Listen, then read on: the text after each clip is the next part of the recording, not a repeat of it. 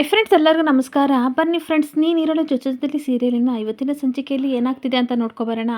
ಅದಕ್ಕೂ ಮುಂಚೆ ಯಾರೆಲ್ಲ ನನ್ನ ವಿಡಿಯೋ ನೋಡ್ತಾ ಇದ್ದೀರಾ ಅವರೆಲ್ಲ ಪುಟ್ಟದೊಂದು ಲೈಕ್ ಮಾಡಿ ಹಾಗೆ ಫಾಲೋ ಮಾಡೋದನ್ನ ಮರಿಬೇಡಿ. ಬನ್ನಿ ಸ್ಟಾರ್ಟ್ ಮಾಡೋಣ. ಮೊದಲಿಗೆ ಫ್ರೆಂಡ್ಸ್, ಊರ್ಮಿಳಾ ಸಿಕ್ಕಾಬಟ್ಟೆ ಟೆನ್ಷನಿಂದ ಅತ್ತೆ ನೀವು ಬಂದಿದ್ದೇ ಗೊತ್ತಾಗಲಿಲ್ಲ, ಸ್ವಲ್ಪ ಗಾಬರಿ ಆಯಿತು ಅಂತ ಅನ್ಬೇಕಾದ್ರೆ ಮಹಾಲಕ್ಷ್ಮಿ ಹೇಳ್ತಾ ಇರ್ತಾರೆ, ಅಲ್ಲ ನೀನು ಯಾರ ಜೊತೆ ಕೇಶವನ ಹೆಸರು ಹೇಳ್ತಿದ್ದೆ, ಅದೇನೋ ಶಿಫ್ಟ್ ಅಂತ ಅಂತಿದ್ಯಲ್ಲ, ಏನು ಊರ್ಮಿಳಾ ಅಂತ ಅನ್ಬೇಕಾದ್ರೆ ಇವಳಿಗೆ ಸಿಕ್ಕಾಬಟ್ಟೆ ಶಾಕ್ ಆಗ್ತಾ ಇರುತ್ತೆ.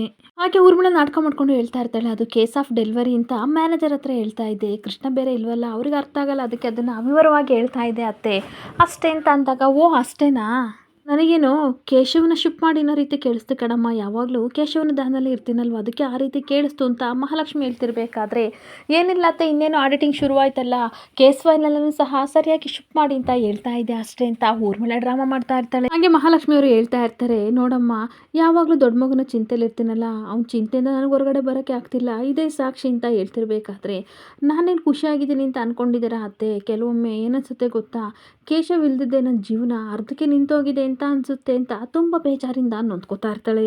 ಹಾಗೆ ಏನು ಗೊತ್ತಾಗುತ್ತೆ, ನೀವೆಲ್ಲರೂ ನನ್ನನ್ನು ತುಂಬ ಚೆನ್ನಾಗಿ ನೋಡ್ಕೋತಾ ಇದ್ದೀರಾ, ಆ ಖುಷಿಗೋಸ್ಕರ ನಾನು ಜೀವನನ ಮಾಡ್ತಾ ಇದ್ದೀನಿ ಅಷ್ಟೇ ಅಂತ ಅನ್ಬೇಕಾದ್ರೆ, ಬೇಜಾರು ಮಾಡ್ಕೋಬೇಡಮ್ಮ, ಆಗಲೇ ರಾತ್ರಿ ನೀನು ಬಿಸ್ನೆಸ್ನ ನೋಡ್ಕೋತಾ ಇದೀಯಾ, ನೀನೇ ನಮಗೆ ಧೈರ್ಯ, ಇವಾಗ ಕೃಷ್ಣ ಬೇರೆ ಇಲ್ಲ, ನೀನು ಆಗಲೂ ರಾತ್ರಿ ಕಷ್ಟಪಡ್ತಿದ್ದೀಯ ಅಲ್ವಾ ಅಂತ ಅನ್ಬೇಕಾದ್ರೆ, ಇನ್ನೇನು ಮಾಡಲಿ ಅತ್ತೆ, ನನಗೇನು ಗಂಡನ ಮಕ್ಕಳನ್ನ ಯಾರಿದ್ದಾರೆ, ಬಿಸ್ನೆಸ್ಸಲ್ಲೇ ನಾನು ನೆಮ್ಮದಿನ ಕಾಣ್ತೀನಿ ಅಷ್ಟೇ ಅಂದಾಗ, ಈ ರೀತಿ ಎಲ್ಲ ಹೇಳ್ಬೇಡ, ತುಂಬ ನೋವಾಗುತ್ತೆ ಊರ್ಮಿಳಾ ಅಂತ ಅತ್ತೆ ಹೇಳ್ತಾ ಇದ್ರೆ, ಸಾರಿ ಅತ್ತೆ, ನಾನು ನಿಮ್ಮ ಮನಸ್ಸನ್ನ ನೋಯಿಸ್ಬೇಕು ಅಂತ ನಾನು ಹೇಳ್ತಾ ಇಲ್ಲ, ಏನು ಮಾಡಲಿ, ಕೇಶವ್ ಒಂದಲ್ಲೊಂದು ದಿನ ಬರ್ತಾರೆ ನನ್ನ ನಂಬಿಕೆ ಭರವಸೆ ಇಟ್ಕೊಂಡು ನಾನು ಜೀವನ ಮಾಡ್ತಿದ್ದೀನಿ ಅಂತ ಊರ್ಮಿಳಾ ನಾಟಕ ಮಾಡ್ತಾ ಇರ್ತಾಳೆ.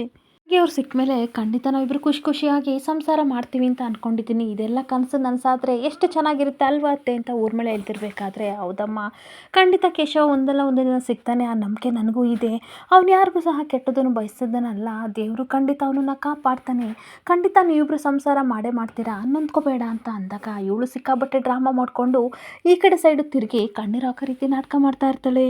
ಹಾಗೆ ಮತ್ತೆ ಅತ್ತೆ ಹತ್ರ ಬಂದುಬಿಟ್ಟು ಹೇಳ್ತಾ ಇರ್ತಾಳೆ, ಆಯಿತು ನಿಮ್ಮ ಆಶೀರ್ವಾದದ ರೀತಿ ಆ ದೇವರು ಕಂಡುಬಿಟ್ರೆ ಎಷ್ಟೊತ್ತು ಎಲ್ಲ ಸರಿ ಹೋಗುತ್ತೆ ಅಂತ ನಾನು ಅಂದ್ಕೊಂಡಿದ್ದೀನಿ, ಆದರೆ ನಂದೊಂದು ಕಂಡೀಷನ್ನು, ಈ ಮನೆ ಹಿರಿ ಜೀವ, ನೀವು ನೊಂದ್ಕೋಬೇಡಿ, ಯಾವಾಗಲೂ ಖುಷಿ ಖುಷಿಯಾಗಿರಿ, ನೀವೇ ನಮಗೆ ಧೈರ್ಯ ಅತ್ತೆ ಅಂತ ಹೇಳ್ತಾ ಇರ್ತಾಳೆ.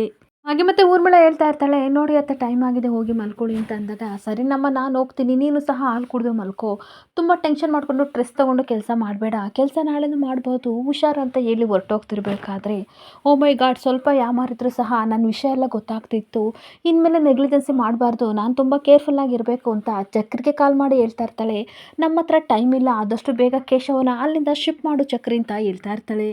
ಹಾಗೆ ಏನಂತ ಕರೆ ಕೃಷ್ಣ ರಾಧನ್ಗೆ ಹೇಳ್ತಾ ಇರ್ತಾನೆ, ಚಟ್ನಿ ಬೇರೆ ತೊಗೊಬಂದಿದೆಯಾ, ಕೆಂಪು ಚಟ್ನಿ ತುಂಬ ಚೆನ್ನಾಗಿರುತ್ತೆ ಅಕ್ಕಿ ರೊಟ್ಟಿ ಜೊತೆಗೆ, ನಾನು ಮಾಡಿರೋ ಅಕ್ಕಿ ರೊಟ್ಟಿನ ಚಟ್ನಿ ಜೊತೆ ತಿನ್ನೋಕ್ಕೆ ಕಾಯ್ತಾ ಇದೆಯಾ ಅಲ್ವಾ ಅಂದಾಗ, ಹೌದು ರೀ ಅಂತ ಅನ್ಬೇಕಾದ್ರೆ, ಕ್ಯೂರಿಯಾಸಿಟಿ ಇರಬೇಕು, ಆದರೆ ಇಷ್ಟೊಂಥರ ಕ್ಯೂರಿಯಾಸಿಟಿ ಬೇಡ, ಬಾ ಹೋಗ್ಲಿ ಕುತ್ಕೊಂಡು ತಿಂದು ಎಂಜಾಯ್ ಮಾಡು ಅಂತ ಹೇಳ್ತಾ ಇರ್ತಾನೆ. ಹಾಗೆ ರಾಧಾ ಒಂದು ಗುಕ್ಕನ ತಿಂದ ತಕ್ಷಣ ಸಿಕ್ಕಾಬಟ್ಟೆ ಖಾರ ಆಗಿರುತ್ತೆ, ಹಾಗೆ ಸೈಲೆಂಟಾಗಿ ಕೂತಿರ್ಬೇಕಾದ್ರೆ, ನೋಡು ರಾಧಾ, ನಾನು ಮಾಡಿರೋ ಟೇಸ್ಟಿಗೆ ನೀನು ಫಿದಾಗ್ಬಿಟ್ಟಿದ್ಯಾ, ನಿನಗೆ ಮಾತೇ ಬರ್ತಿಲ್ಲ ಅಲ್ವಾ, ಐನೋ ನನಗೆ ತುಂಬ ಚೆನ್ನಾಗಿ ಗೊತ್ತು ಅಂತ ಅಂದಾಗ ಒಳ್ಳೊಳಗೆ ದುಃಖ ಪಡ್ಕೊಂಡು ಹ್ಞೂ ಅಂತ ನಾಟಕ ಮಾಡ್ತಾ ಇರ್ತಾಳೆ. ಹಾಗೆ ಮಜಾ ಮಾಡು, ಮಜವಾಗಿ ತಿನ್ನು ಅಂತ ಅಂದ್ಬಿಟ್ಟು ಅವನು ಸಹ ಒಂದು ಗುಕ್ಕನ ತಿಂದ ತಕ್ಷಣ ಸಿಕ್ಕಾಬಟ್ಟೆ ಖಾರ ಆಗ್ತಿರ್ಬೇಕಾದ್ರೆ ಕಣ್ಣಲ್ಲೆಲ್ಲ ಸಹ ಸಿಕ್ಕಾಬಟ್ಟೆ ನೀರು ಬರ್ತಾ ಇರುತ್ತೆ. ಅಲ್ಲ ಇಷ್ಟೊಂಥರ ಖಾರ ಆಗಿದೆ, ಇವಳೇನು ಸ್ಮೈಲ್ ಮಾಡ್ಕೊಂಡು ತಿಂತಾ ಇದ್ದಾಳಲ್ಲ, ಏನೇ ಆಗಲಿ ಕೃಷ್ಣ ನೀನು ಸೋಲ್ಬಾರ್ದು ಅಂತ ತನ್ನ ಮನಸ್ಸಲ್ಲಿ ಯೋಚನೆ ಮಾಡಿಕೊಂಡು ವಿಧಿ ಇಲ್ದಲೇ ನುಂಗ್ತಾ ಇರ್ತಾನೆ. ರಾಧಾ ಮಾತ್ರ ಸಿಕ್ಕಾಬಟ್ಟೆ ಒಳಗೆ ಸ್ಮೈಲ್ ಮಾಡಿಕೊಂಡು ಕೃಷ್ಣ ತಿನ್ನೋದನ್ನು ಅಬ್ಸರ್ವ್ ಮಾಡ್ತಾ ಇರ್ತಾಳೆ. ಹಾಗೆ ಮತ್ತೆ ಅವನಿಗೆ ಕಾಂಪ್ಲಿಮೆಂಟ್ನ ಕೊಡ್ತಾ ಇರ್ತಾನೆ, ವಾವ್ ರಾಧಾ, ಈ ಟೇಸ್ಟ್ ಅಂದರೆ ಟೇಸ್ಟು ನೀನೆಲ್ಲೂ ತಿಂದಿರನಲ್ವಾ, ನಾನು ಸಿಕ್ಕಾಬಟ್ಟೆ ಚೆನ್ನಾಗಿ ಮಾಡಿದ್ದೀನಿ, ಯಾಕೋ ಗೊತ್ತಿಲ್ಲ ಈ ವೆದರ್ಗೂ ಸಹ ಸಿಕ್ಕಾಬಟ್ಟೆ ಬೆವರು ಬರ್ತಾ ಇದೆ, ಚಳಿ ಇಷ್ಟೊಂಥರ ಇದ್ರೂ ಸಹ ನೋಡು ಕಣ್ಣಲ್ಲೆಲ್ಲ ನೀರು ಬರ್ತಿದೆ ಅಂತ ನಾಟಕ ಮಾಡ್ತಾ ಇದ್ರೆ, ಇವಳು ಮಾತ್ರ ಒಳಗೆ ಸಿಕ್ಕಾಬಟ್ಟೆ ನಗಾಡ್ತಾ ಇರ್ತಾಳೆ. ಹಾಗೆ ಮತ್ತೆ ಒಬ್ಬನೇ ಬೈಕೋತಾ ಇರ್ತೇನೆ, ಯಪ್ಪ ದೇವ್ರೆ ಇಷ್ಟೊಂಥರ ಖಾರ ಆಗಿದೆಯಲ್ಲ, ಯಾವ ಮುಹೂರ್ತದಲ್ಲಿ ನಾನು ಮೆಣಸಿನಕಾಯಿ ಹಾಕಿದ್ನೋ ಇಷ್ಟೊಂಥರ ಖಾರ ಆಗ್ತಿದೆ, ಏನು ಮಾಡಲಿ ಅಂತ ಯೋಚನೆ ಮಾಡ್ತಾ ಇರ್ತಾನೆ. ಚಟ್ನಿ ಮಾಡಬೇಕಾದ್ರೆ ರಾಧನ ಹತ್ರ ಸ್ಕೋಪ್ ತೊಗೊಂಡು ಸಿಕ್ಕಾಬಟ್ಟೆ ಮೆಣಸಿನಕಾಯಿ ಹಾಕಿ ರುಬ್ಬಿದ್ದನ್ನ ನೆನ್ಪು ಮಾಡ್ಕೊಂಡು, ಅಯ್ಯೋ ದೇವ್ರೆ ಯಾವ ಚರ್ಮದಲ್ಲಿ ಕರ್ಮ ಮಾಡಿದ್ನೋ ಅಂತ ಅಂದ್ಬಿಟ್ಟು ತಿನ್ನಕ್ಕೆ ಅಂತ ಹೋಗ್ತಿರ್ಬೇಕಾದ್ರೆ, ತಿನ್ಬೇಡಿ ಒಂದು ನಿಮಿಷ ಬಂದೆ ಅಂತ ರಾಧಾ ಎದ್ದೋಗ್ತಾ ಇರ್ತಾಳೆ. ಅತ್ತ ಹೋಗಿದ ತಕ್ಷಣ, ಅಪ್ಪ ದೇವ್ರೆ ಇಷ್ಟೊಂಥರ ಖಾರ ಆಗ್ತಿದೆಯಲ್ಲ ಅಂತ ಆಹಾ ಅಂತ ಅಂತಿರ್ಬೇಕಾದ್ರೆ ಅಷ್ಟೊತ್ತಿಗೆ ಬೆಲ್ಲ ತೊಗೊಂಡು ಕೊಡ್ತಾಳೆ. ಈ ಬೆಲ್ಲ ಎಲ್ಲ ಬೇಡ, ಕೆಂಪು ಚಟ್ನಿಗೂ ಬೆಲ್ಲಗೂ ಕಾಂಬಿನೇಷನ್ ಚೆನ್ನಾಗಿರಲ್ಲ ರಾಧಾ ಅಂತ ಅಂದಾಗ, ಓವರ್ ಆ್ಯಕ್ಟಿಂಗ್ ಮಾಡಬೇಡಿ, ನನ್ನ ನಾಲ್ಗೆಗೂ ಸಹ ಟೇಸ್ಟ್ ತುಂಬ ಚೆನ್ನಾಗಿ ಗೊತ್ತಾಗುತ್ತೆ, ಸಿಕ್ಕಾಬಟ್ಟೆ ಚಟ್ನಿ ಖಾರ ಇದೆ ಅಂತ ಗೊತ್ತು, ಬೆಲ್ಲ ತಿಂದಿಲ್ಲ ಅಂತಂದರೆ ನಾಲ್ಗೆ ಸುಟ್ಟೋಗುತ್ತೆ, ಸುಮ್ಮನೆ ತಿನ್ನಿ ಅಂತ ಹೇಳ್ತಾ ಇರ್ತಾಳೆ. ಈ ಬೆಲ್ಲ ತಿಂದ್ಬಿಟ್ಟು ಜೀವ ಇವಾಗ ಬಾಯಿಗೆ ಬತ್ತು ರಾಧಾ ಅಂತ ಅಂದಾಗ, ತುಂಬ ಖಾರ ಆಗಿದೆ ಅಲ್ವಾ ಅಂದಾಗ, ದೇವರಾಣೆ ತುಂಬ ಖಾರ ಆಗಿದೆ, ಮೆಣಸಿಕಾಯಿ ಚಟ್ನಿ ಏನಾದರೂ ಮಾಡಬೇಕಾದ್ರೆ ಮೆಣಸಿಕಾಯಿ ನೀನೇನಾದರೂ ಹಾಕ್ತಾ ಅಂತ ಹೇಳ್ತಿರ್ಬೇಕಾದ್ರೆ ಈ ಕಡೆ ರಾಧಾ ಗುರಾಯಿಸ್ತಾ ಇರ್ತಾಳೆ. ಇಲ್ಲ ಇಲ್ಲ ಬಿಡು ರಾಧಾ, ನೀನು ಹಾಕಿಲ್ಲ, ಮೆಣಸಿಕಾಯಿ ಜಾರೊಳಗಡೆ ಬಿತ್ತು ಅಂತ ಅನಿಸುತ್ತೆ, ಅದಕ್ಕೆ ಇಷ್ಟೊಂದು ಥರ ಖಾರ ಆಗಿದೆ ಅಂತ ಅಂದಾಗ ಈ ಕಡೆ ಮತ್ತೆ ಅದನ್ನೇ ಚಟ್ನಿನ ರೊಟ್ಟಿಗೆ ಹಾಕ್ಕೊಂಡು ರಾಧಾ ತಿಂತಿರ್ಬೇಕಾದ್ರೆ ಕೈ ಹಿಡ್ಕೋತಾನೆ. ಏನು ನಿನ್ನ ತಲೆಗೇನು ಬುದ್ಧಿ ಇಲ್ವಾ? ಇಷ್ಟೊಂದು ಥರ ಖಾರ ಆಗಿದೆ ತಿಂತಾ ಇದೆಯಲ್ಲ, ಹೊಟ್ಟೆ ಮಾತ್ರ ಉರಿಯಲ್ಲ, ಆರೋಗ್ಯನೂ ಹಾಳಾಗುತ್ತೆ, ಸುಮ್ಮನೆ ಬಿಟ್ಬಿಡು ಇದನ್ನು ತಿನ್ನಬೇಡ ಅಂತ ಅಂದಾಗ ಒಂದು ದಿನವೂ ಸಹ ನೀವು ಅಡುಗೆ ಮನೆ ಕಡೆ ಹೋಗಿಲ್ಲ, ಆದರೆ ನನಗೋಸ್ಕರ ಪ್ರೀತಿಯಿಂದ ಚಟ್ನಿ ರೊಟ್ಟಿ ಮಾಡಿದಾರಲ್ಲ, ನನಗೆ ಖಾರಕ್ಕಿಂತಲೂ ನಿಮ್ಮ ಪ್ರೀತಿ ಮತ್ತು ವಿಶ್ವಾಸನೇ ದೊಡ್ಡದು, ಅದಕ್ಕೋಸ್ಕರ ನಾನು ತಿಂತಾ ಇದ್ದೀನಿ ಅಂತ ಅಂದಾಗ ಕೃಷ್ಣನಿಗೆ ಸಿಕ್ಕಾಪಟ್ಟೆ ಶಾಕ್ ಆಗ್ತಾ ಇರುತ್ತೆ. ಆಗ ತುಂಬ ಬೇಜಾರಿಂದ ಕೃಷ್ಣ ಯೋಚನೆ ಮಾಡ್ತಾ ಇರ್ತಾನೆ, ಪಾಪ ರಾಧ ಎಷ್ಟೆಲ್ಲ ಸಂಕಟ ಪಡ್ತಾ ಇದ್ದಾಳೆ, ಚಿಕ್ಕ ಪುಟ್ಟ ನನ್ನ ಪ್ರಯತ್ನಕ್ಕೆಲ್ಲ ಎಫರ್ಟ್ ಆಗಿರೋದಕ್ಕೆಲ್ಲ ಖುಷಿ ಪಡ್ತಾಳೆ, ಆದರೆ ನಾನು ಅವಳನ್ನ ದೂರ ಮಾಡಿ ಅವಳನ್ನ ನೋಯಿಸೋದು ಎಷ್ಟು ಸರಿ ಅಂತ ಯೋಚನೆ ಮಾಡ್ತಾ ಇರ್ತಾನೆ.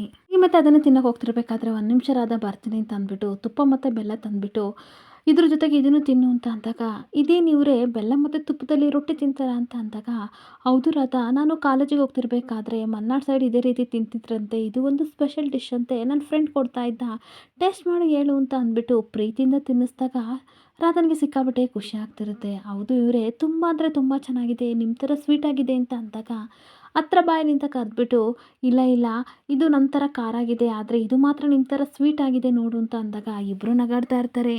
ಹಾಗೆ ಇಬ್ಬರು ಪ್ರೀತಿಯಿಂದ ಮಾತಾಡಿಕೊಂಡು ಖುಷಿ ಖುಷಿಯಾಗಿ ರೊಟ್ಟಿ ಬೆಲ್ಲ ತುಪ್ಪನ ತಿಂತಾ ಇರ್ತಾರೆ. ಇನ್ನೊಂದು ಕಡೆ ಬೈರ ಚಕ್ರಿ ಇಬ್ಬರು ಸಹ ಕೇಶವನ ಕರ್ಕೊಂಡು ಬೇರೆ ಕಡೆ ಶಿಫ್ಟ್ ಮಾಡೋಕೆ ಹೋಗ್ತಿರ್ಬೇಕಾದ್ರೆ ಚಕ್ರಿ ಬೈತಾ ಇರ್ತಾನೆ, ಲೋ ಬೈರ ಸಿಕ್ಕಾಪಟ್ಟೆ ಕುಡ್ದಿದೆಯಲ್ಲ, ಸರಿಯಾಗಿ ಇಟ್ಕೊಳ್ಳ, ಇವನನ್ನೇನಾದರೂ ಬೀಳಿಸಿ ಅಂತ ಅಂದಾಗ ಹೌದು ಹೌದು ಮೇಡಮಿಗೆ ಗೊತ್ತಾದರೆ ಬೈಯೋದಿರಲಿ ನನ್ನನ್ನು ಸಾಯಿಸಿ ಬಿಡ್ತಾರೆ ಅಂತ ಚಕ್ರಿ ತೂರಾಡ್ಕೊಂಡು ಕೇಶವನ ಹಿಡ್ಕೊಂಡು ಹೋಗ್ತಾ ಇರ್ತಾನೆ.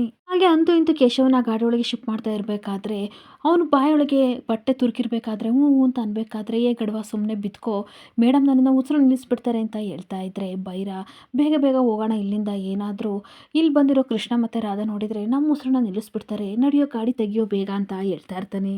ಹಾಗೆ ಚಕ್ರಿ ಗಾಡಿ ಒಳಗೆ ಕೇಶವನ ಹಾಕ್ಕೊಂಡು ಗಾಡಿ ಸ್ಟಾರ್ಟ್ ಮಾಡೋಕೆ ಹೋಗ್ತಿರ್ಬೇಕಾದ್ರೆ ಎಷ್ಟು ಟ್ರೈ ಮಾಡಿದ್ರು ಗಾಡಿ ಸ್ಟಾರ್ಟೇ ಆಗ್ತಾ ಇರಲ್ಲ. ಆಗ ಬೈರ ಕುಡಿದು ಬೈತಾ ಇರ್ತಾನೆ, ಏನು ಆಗಿದೆ ನಿನಗೆ, ಸರಿಯಾದ ಗಾಡಿ ತರಕ್ಕೆ ಆಗ್ತಿರ್ಲಿಲ್ವೇನೋ ಅಂತ ಅನ್ಬೇಕಾದ್ರೆ ಸರಿಯಾಗಿರೋದೆ ತಂದಿದ್ದೆ, ಆದರೆ ಏನು ಮಾಡೋದು ಇವಾಗ ಕೈ ಕೊಡ್ತಾ ಇದೆ, ಬ್ಯಾಟ್ರಿ ಏನಾದರೂ ಡೆಡ್ ಆಗಿದೆ ಹೇಗೆ ನೋಡ್ತೀನಿ ಅಂತ ತುಂಬ ಟೆನ್ಷನಿಂದ ಗಾಡಿನ ಚೆಕ್ ಮಾಡ್ತಾ ಇರ್ತಾನೆ. ಇನ್ನೊಂದು ಕಡೆ ಕೃಷ್ಣ ರಾಧಾನ್ಗೆ ಹೇಳ್ತಾ ಇರ್ತಾನೆ, ರಾಧಾ ಯಾರೋ ಗಾಡಿನ ಸ್ಟಾರ್ಟ್ ಮಾಡೋ ರೀತಿ ಸೌಂಡ್ ಕೇಳಿಸ್ತಿದೆ, ನಿನಗೇನಾದರೂ ಕೇಳಿಸ್ತಿದೆಯಾ ಅಂತ ಅನ್ಬೇಕಾದ್ರೆ ಹೌದು ಇವರೇ ನನಗೂ ಅದೇ ರೀತಿ ಸೌಂಡ್ ಕೇಳಿಸ್ತಿದೆ, ಯಾರಿಗೂ ಗಾಡಿ ಸ್ಟಾರ್ಟ್ ಮಾಡೋಕ್ಕೆ ಪ್ರಾಬ್ಲಮ್ ಆಗ್ತಿರ್ಬೋದು, ಅದಕ್ಕೆ ಈ ರೀತಿ ಸೌಂಡ್ ಬರ್ತಿದೆ ಅಂತ ಅಂದಾಗ ಈ ಕಡೆ ಕೃಷ್ಣನಿಗೆ ಸ್ವಲ್ಪ ಆಶ್ಚರ್ಯ ಆಗ್ತಾ ಇರುತ್ತೆ. ಅಲ್ಲ ಇಷ್ಟೊತ್ತಿನಲ್ಲಿ ಈ ಫಾರ್ಮ್ ಹೌಸ್ ಹತ್ರ ಯಾರೂ ಕಾರ್ ತೊಗೊಬರಲ್ಲ, ಯಾರಿರ್ಬೋದು ಅಂತ ಅಂದಾಗ ಫಾರ್ಮ್ ಹೌಸಲ್ಲಿ ಇರೋರು ಯಾರಾದರೂ ಕಾರ್ನ ತಂದಿರ್ಬೋದಾ ಅಂತ ಅಂದಾಗ ಇಲ್ಲ ಇಲ್ಲ ಖಂಡಿತ ಇಲ್ಲ, ಈ ಕಡೆ ಸುತ್ತಮುತ್ತ ಫಾರ್ಮ್ ಹೌಸಲ್ಲಿ ಯಾರ್ದು ಕಾರ್ ಇಲ್ಲ ಅಂತ ಯೋಚನೆ ಮಾಡ್ತಾ ಇರ್ತಾರೆ. ಈಗ ಇಲ್ಲೇ ಎಲ್ಲೋ ಹತ್ರದಲ್ಲಿ ಗಾಡಿ ಸೌಂಡ್ ಕೇಳಿಸ್ತಿದೆ ಅಲ್ವಾ ರಾಧಾ ಅಂತ ಅಂದಾಗ ಹೌದು ಇವರೇ ಮಾತಾಡಿ ಟೈಮ್ ವೇಸ್ಟ್ ಮಾಡೋದು ಬೇಡ, ಬನ್ನಿ ನಾವು ಅದೇನು ಅಂತ ನೋಡೋಣ ಅಂತ ಇವರಿಬ್ಬರು ಹೊರಗಡೆ ಬರ್ತಾ ಇದ್ರೆ ಇನ್ನೊಂದು ಕಡೆ ಚಕ್ರಿ ಮತ್ತು ಬೈರ ಇಬ್ಬರು ಸಹ ಟೆನ್ಷನಿಂದ ಗಾಡಿ ಬ್ಯಾಟ್ರಿನ ತೆಗಿತಾ ಇರ್ತಾರೆ. ಹೀಗೆ ಕೃಷ್ಣ ಹೇಳ್ತಾ ಇರ್ತಾನೆ, ರಾಧಾ ಗಾಡಿ ಇಲ್ಲೇ ಹತ್ರ ಇದೆ ಬಾ, ಹತ್ರ ಹೋಗಿ ನೋಡೋಣ ಅಂತ ಬರ್ತಿರ್ಬೇಕಾದ್ರೆ ಅಷ್ಟೊತ್ತಿಗೆ ಚಕ್ರಿ ಗಾಡಿನ ಸರಿ ಮಾಡಿಬಿಟ್ಟು ಹೇಳ್ತಾ ಇರ್ತಾನೆ, ನೋಡು ಅಂತೂ ಇಂತೂ ಗಾಡಿನ ಸರಿ ಮಾಡಿದ್ದೀನಿ, ಇವಾಗ ಗಾಡಿ ಸ್ಟಾರ್ಟ್ ಆದರೆ ಸ್ಟಾರ್ಟ್ ಆದಂಗೆ, ಇಲ್ಲಾಂದರೆ ಶಿವನೇ ಕಾಪಾಡಬೇಕು ಅಂತ ಅಯ್ಯೋ ದೇವ್ರೆ ಅಂತ ಗಾಡಿನ ಸ್ಟಾರ್ಟ್ ಮಾಡ್ತಿರ್ಬೇಕಾದ್ರೆ ಅಷ್ಟೊತ್ತಿಗೆ ಕೃಷ್ಣ ರಾಧಾ ಹತ್ರ ಬರ್ತಾ ಇರ್ತಾರೆ. ಅವರಿಬ್ಬರನ್ನ ನೋಡಿ ಈ ಕಡೆ ಬೈರಾಗೆ ಸಿಕ್ಕಾಪಟ್ಟೆ ಶಾಕ್ ಆಗ್ತಾ ಇರುತ್ತೆ. ಲೋ ಚಕ್ರಿ ಮಾಸ್ಕ್ ಹಾಕೊಳ್ಳೋ, ಯಾಕೆಂದರೆ ಇಲ್ಲಿ ನೋಡೋ ಜೋಡಕಿಗಳು ಬರ್ತಾ ಇದ್ದಾರೆ ಅಂತ ಅಂದಾಗ ಸಿಕ್ಕಾಪಟ್ಟೆ ಟೆನ್ಷನಿಂದ ಗಾಡಿನ ಸ್ಟಾರ್ಟ್ ಮಾಡ್ತಿರ್ಬೇಕಾದ್ರೆ ನಿಂತ್ಕೊಳ್ರೋ ಯಾರೋ ನೀವು, ಮಾಸ್ಕ್ನ ತೆಗಿರೋ ಯಾರು ಅಂತ ಕೃಷ್ಣ ಕಿರ್ತಾ ಇದ್ರೆ ಸಿಕ್ಕಾಪಟ್ಟೆ ಫಾಸ್ಟಾಗಿ ಗಾಡಿನ ಸ್ಟಾರ್ಟ್ ಮಾಡ್ತಾ ಇರ್ತಾನೆ. ಅಂತೂ ಇಂತೂ ಕೃಷ್ಣ ಇನ್ನೇನು ಹತ್ರ ಬರಬೇಕು ಅಷ್ಟೊತ್ತಿಗೆ ಕೇಶವ ಕೃಷ್ಣ ನೀನು ಇಲ್ಲೇ ಇದೆಯಾ ದಯವಿಟ್ಟು ಕಾಪಾಡೋ ಕಾಪಾಡೋ ಅಂತ ಒಳೊಳಗೆ ಕೊರಗ್ತಾ ಇರಬೇಕಾದ್ರೆ ಅಂತೂ ಇಂತೂ ಕೇಶವರ ಕಣ್ಣು ಮಾತ್ರ ಕೃಷ್ಣನಿಗೆ ಕಾಣ್ತಾ ಇರುತ್ತೆ. ಹಾಗೆ ಗಾಡಿನ ಫಾಲೋ ಮಾಡ್ಕೊಂಡು ಓಡ್ತಾ ಇದ್ರೆ ಇವರು ಸ್ಪೀಡಾಗಿ ಗಾಡಿನ ಸ್ಟಾರ್ಟ್ ಮಾಡ್ಕೊಂಡು ಹೋಗ್ತಾ ಇದ್ರೆ ಕೃಷ್ಣನಿಗೆ ಸಿಕ್ಕಾಪಟ್ಟೆ ಟೆನ್ಷನ್ ಆಗಿ ಓಡೋಕ್ಕಾಗದೆ ಸುಸ್ತಾಗಿ ನಿಂತ್ಕೊಬಿಡ್ತಾನೆ. ಹಾಗೆ ರಾಧಾ ಹತ್ರ ಬಂದು ಹೇಳ್ತಾ ಇರ್ತಾಳೆ, ಇವರೇ ಏನಾಯಿತು, ಇಲ್ಲಿ ಯಾರು ಬಂದಿದ್ರು, ಅಷ್ಟಕ್ಕೂ ಈ ಫಾರ್ಮ್ ಹೌಸ್ಗೆ ಏನಕ್ಕೆ ಬಂದಿದ್ರು ಅಂತಾಗ ನನಗೆ ಅದೇ ಗೊತ್ತಾಗ್ತಿಲ್ಲ, ಯಾರೋ ಕಿಡ್ನಾಪ್ ಮಾಡ್ಕೊಂಡು ಕರ್ಕೊಂಡು ಹೋಗ್ತಾ ಇದ್ದಾರೆ ಒಬ್ಬ ವ್ಯಕ್ತಿನ, ಅವನಿಗೆ ಗಡ್ಡ ಸಿಕ್ಕಾಪಟ್ಟೆ ಬೆಳೆದಿತ್ತು, ಆದರೆ ಕಣ್ಣು ಮಾತ್ರ ನೋಡಿದೆ, ಆ ಕಣ್ಣು ನಾನು ಎಲ್ಲೋ ನೋಡಿದ್ದೀನಿ, ಸಿಕ್ಕಾಪಟ್ಟೆ ಹತ್ತಿರದಿಂದ ನೋಡಿದ್ದೀನಿ, ಆದರೆ ನೆನಪಾಗ್ತಿಲ್ಲ ವ್ಯಕ್ತಿ ಅಂತ ಅನ್ಬೇಕಾದ್ರೆ ರಾಧಾ ಹೇಳ್ತಾ ಇರ್ತಾಳೆ, ಹೌದಾ ಇವರೇ ಹಾಗಾದರೆ ನೆನ್ಪು ಮಾಡ್ಕೊಳ್ಳಿ, ತುಂಬ ವರ್ಷ ಆದಮೇಲೆ ಅವ್ರನ್ನ ನೋಡ್ತಾ ಇದ್ದೀರಲ್ಲ ಅದಕ್ಕೆ ನೆನಪಿಗೆ ಬರ್ತಿಲ್ಲ, ಪ್ಲೀಸ್ ಸಾಧ್ಯ ಆದಷ್ಟು ನೆನಪು ಮಾಡ್ಕೊಳ್ಳಿ ಅಂತ ಹೇಳ್ತಾ ಇರ್ತಾಳೆ. ಕೃಷ್ಣ ಮತ್ತೆ ಹೇಳ್ತಾ ಇರ್ತಾನೆ, ಆ ಕಣ್ಣುಗಳನ್ನ ತುಂಬ ಹತ್ರದಿಂದ ನೋಡಿದ್ದೀನಿ, ಆದರೆ ಯಾರು ಅಂತ ನಿಜವಾಗ್ಲೂ ಯಾರು ನನಗೆ ನೆನಪಾಗ್ತಿಲ್ಲ ಅಂತ ಯೋಚನೆ ಮಾಡ್ತಿರ್ಬೇಕಾದ್ರೆ ಇನ್ನೊಂದು ಕಡೆ ಫಾಸ್ಟಾಗಿ ಡ್ರೈವಿಂಗ್ ಮಾಡಿಕೊಂಡು ಚಕ್ರ ಮತ್ತು ಭೈರವ ಕೇಶವನ ಕರ್ಕೊಂಡು ಹೋಗ್ತಿದ್ರೆ ಕೇಶವ ಕಾರೊಳಗಡೆ ಒದ್ದಾಡ್ತಾ ಇರ್ತಾನೆ. ನಾವೇ ಉಸಿರುಗಟ್ಕೊಂಡು ಓಡ್ತಾ ಇದ್ರೆ ಇವನೇನ್ಲ ಈ ರೀತಿ ನಮಗೆ ಟಾರ್ಚರ್ ಕೊಡ್ತಿದ್ದಾನೆ ಅಂತ ಭೈರ ಬೈತಾ ಇರ್ತಾನೆ. ಮತ್ತೆ ಭೈರ ಹೇಳ್ತಾ ಇರ್ತಾನೆ, ಒಂದೇ ಒಂದು ಸೆಕೆಂಡ್ ಲೇಟ್ ಆಗಿದ್ರೆ ಆ ಕೃಷ್ಣ ಪರಮಾತ್ಮ ಕೈಲಿ ಕಂಸ ಸಾಯ್ತಾನೆ, ಅದೇ ರೀತಿ ಈ ಕೃಷ್ಣ ನಮ್ಮನ್ನ ಸಾಯಿಸ್ಬಿಡ್ತಿದ್ದ ಕಣ್ಲ ಅಂತ ಚಕ್ರಿಗೆ ಹೇಳ್ತಾ ಇರ್ತಾನೆ. ಇವತ್ತು ಭೈರ ಹೇಳ್ತಾ ಇರ್ತಾನೆ, ಸಾಕಪ್ಪ ಸಾಕು, ಜೀವನ ಸಾಕಾಗಿದೆ, ಅವನೇನಾದ್ರೂ ಇವನನ್ನು ನೋಡಿದ್ರೆ ಏನ್ಲ ಗತಿ ಅಂತ ಅನ್ಬೇಕಾದ್ರೆ ಬಾಯಿ ಮುಚ್ಕೊಂಡು ಕುತ್ಕೊಳ್ಳ, ಟೆನ್ಷನ್ ಎಲ್ಲ ಸಾಯ್ತಾ ಇದ್ದೀನಿ ಅಂತ ಚಕ್ರಿ ಬೈತಾ ಇರ್ತಾನೆ. ಹಾಗೆ ಇವನೊಬ್ಬ ಒಟ ಅಂತ ಅಂತಾನೆ ಅಂತ ಚಕ್ರ ಬೈತಿರ್ಬೇಕಾದ್ರೆ ಮುಖ ಏನಾದರೂ ನೋಡಿದ್ರೆ ಏನು ಗತಿ ಅಂತ ಹೇಳಿದೆ ಅಷ್ಟೇ ಕಣೋ ಅಂತ ಭೈರ ಹೇಳ್ತಾ ಇರ್ತಾನೆ. ಈ ಕತ್ತಲಲ್ಲಿ ಖಂಡಿತ ಅವನಿಗೆ ಮುಖ ಕಂಡಿರಲ್ಲ, ಆದರೆ ಕಾರ್ ಡಿಕ್ಕಿಲಿ ಯಾರೋ ಇದ್ದಾರೆ, ಕಿಡ್ನಾಪ್ ಮಾಡ್ಕೊಂಡು ಹೋಗ್ತಾ ಇದ್ದಾರೆ ಅನ್ನೋದಂತೂ ಆ ಕೃಷ್ಣನಿಗೆ ಪಕ್ಕ ಗೊತ್ತಾಗಿದೆ ಅಂತ ಚಕ್ರಿ ಹೇಳ್ತಾ ಇರ್ತಾನೆ. ಹಾಗೆ ಈ ಗಡುವನ್ನ ಎಲ್ಲರೂ ಬಚ್ಚಿಡೋಣ, ಸದ್ಯಕ್ಕಂತೂ ಅವ್ನು ಬಿಡಲ್ಲ, ಈ ವಿಷಯನ ಕೆದಕ್ತೇನೆ ಅಂತ ಅಂದಾಗ ಇವನನ್ನೆಲ್ಲಿ ಬಚ್ಚಿಡೋದು ಅಂತ ಅಂದಾಗ ಹತ್ತಿರದಲ್ಲಿ ನನಗೆ ಗೊತ್ತಿರೋ ಒಂದು ಜಾಗ ಇದೆ, ಅಲ್ಲಿ ಯಾರು ಓಡಾಡಲ್ಲ, ಅಲ್ಲಿ ಇವನನ್ನ ಬಚ್ಚಿಡೋಣ ಅಂತ ಮಾತಾಡ್ಕೋತಾ ಇರ್ತಾರೆ. ಹಾಗೆ ಮತ್ತೆ ಬೇರೆ ಹೇಳ್ತಾ ಇರ್ತಾನೆ, ಇವಾಗ ಕತ್ಲೆ ಆಗಿದೆ, ಅವ್ರನ್ನ ಇಲ್ಲೇ ಇಳಿಸೋಣ, ಇಲ್ಲಿ ಇಳಿಸಾದ್ಮೇಲೆ ಅಮ್ಮವ್ರಿಗೊಂದು ಫೋನ್ ಮಾಡೋಣ, ಬೆಳಗ್ಗೆಗೆ ಎಲ್ಲರೂ ಶಿಫ್ಟ್ ಮಾಡೋಣ ಅಂತ ಮಾತಾಡ್ಕೊಂಡು ಹೋಗ್ತಿರ್ಬೇಕಾದ್ರೆ ಸರಿ ಇವನ್ನ ಶಿಫ್ಟ್ ಮಾಡಿಬಿಟ್ಟು ಮೇಡಮ್ ಅವ್ರಿಗೆ ಕಾಲ್ ಮಾಡೋಣ ಅಂತ ಹೇಳ್ತಾ ಇದ್ರೆ ಊರ್ಮಿಳ ಇನ್ನೂ ಕಾಲ್ ಮಾಡಿಲ್ವಲ್ಲ ಅಂತ ಆ ಟೆನ್ಷನಿಂದ ಒದ್ದಾಡ್ತಾ ಇರ್ತಾಳೆ. ಮತ್ತೆ ಊರ್ಮಿಳ ಯೋಚನೆ ಮಾಡ್ತಾ ಇರ್ತಾರೆ, ಅಲ್ಲಿ ಏನಾಗಿದೆ ಒಂದು ಗೊತ್ತಾಗ್ಲಿಲ್ಲ, ಇವ್ರೇನಾದ್ರೂ ಎಡ್ವರ್ಟ್ ಮಾಡ್ಕೊಂಡ್ರೆ ಅಂತ ಯೋಚನೆ ಮಾಡ್ತಿರ್ಬೇಕಾದ್ರೆ ಚಕ್ರಿ ಕಾಲ್ ಮಾಡ್ತಾನೆ. ಹಲೋ ಏನಾಯ್ತು ಹೇಳು ಅಂತ ಅಂದಾಗ, ಮೇಡಮ್ ನಾವೇನೋ ಸೇಫ್ ಆಗಿ ಬಂದ್ವಿ, ಆದರೆ ಒಂದು ಎಡ್ವರ್ಟ್ ಆಗಿದೆ ಅಂತ ಹೇಳ್ತಾ ಇರ್ತಾನೆ. ಏನಾಯ್ತು ಅಂತ ತುಂಬ ಟೆನ್ಷನಿಂದ ಕೇಳ್ತಿರ್ಬೇಕಾದ್ರೆ ನಾವು ಕೇಶವನ ಕಾರಲ್ಲಿ ಕೂರಿಸ್ಕೊಂಡು ಸ್ಟಾರ್ಟ್ ಮಾಡ್ತಿದ್ವಿ, ಗಾಡಿ ಸ್ಟಾರ್ಟ್ ಆಗಲಿಲ್ಲ. ಆ ಸೌಂಡಿಗೆ ಕೃಷ್ಣ ಮತ್ತು ರಾಧಾ ಹೊರಗಡೆ ಬಂದರು. ಅವರನ್ನು ನೋಡಿ ನಾವು ಫಾಸ್ಟಾಗಿ ಡ್ರೈವ್ ಮಾಡ್ಕೊಂಡು ಹೋಗ್ತಿರ್ಬೇಕಾದ್ರೆ ನಮ್ಮನ್ನು ಚೀಸ್ ಮಾಡ್ಕೊಂಡು ಬರ್ತಾ ಇದ್ದ. ಆವಾಗ ಕೇಶವನ ಅವನು ನೋಡ್ದ ಅಂತ ಅಂದಾಗ ಊರ್ಮಿಳನಿಗೆ ಸಿಕ್ಕಾಪಟ್ಟೆ ಶಾಕ್ ಆಗಿ ಹಾಗೆ ಕೂತ್ಕೊಬಿಡ್ತಾಳೆ. ಇಲ್ಲಿಗೆ ಸಂಚಿಕೆ ಎಂಡ್ ಆಗ್ತಿದೆ. Thank you for the watching friends.